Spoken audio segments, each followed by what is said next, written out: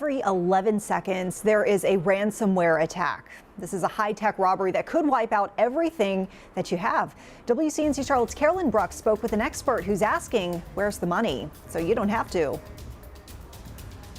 Cyber attacks. You typically think about big companies being targeted, but the truth is criminals are after the small guys because they're the ones who aren't expecting it. When we first started off, it was we operated with a notepad and a pen for most things that we did. David Olstead Jr. is a plumber. He and his dad run TDR Plumbing, serving the Charlotte area for more than 10 years. But it wasn't too long ago the business was under attack.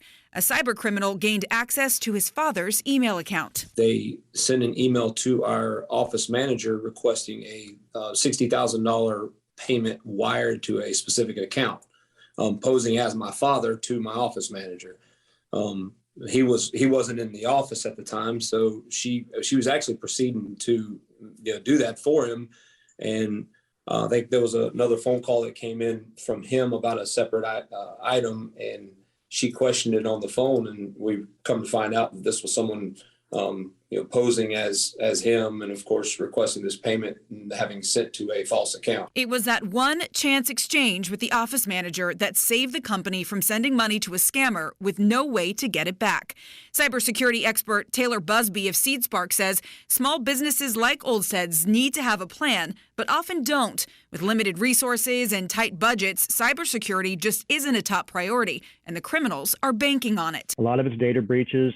Huge issue is phishing attempts. Phishing is typically takes form in a text message or an email that gets sent out. There are a lot of bots that deploy phishing attempts. But what it really does is it preys on the individuals and the employees of small and medium-sized businesses to get them to click on a link, take some sort of action.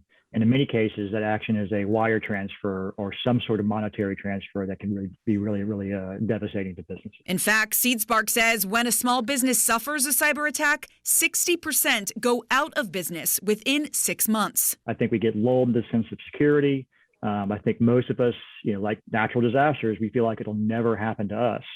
The fact is it happens all the time. Like it almost happened to David Olstead Jr. $60,000 is a considerable amount of money for what we do. I mean, that would hurt pretty hard. So take this as a warning. I think every small business person, if they don't have some sort of cybersecurity standards in place, they need to do an assessment and take a hard look at it because the threat is real. Carolyn Bruck, WCNC Charlotte.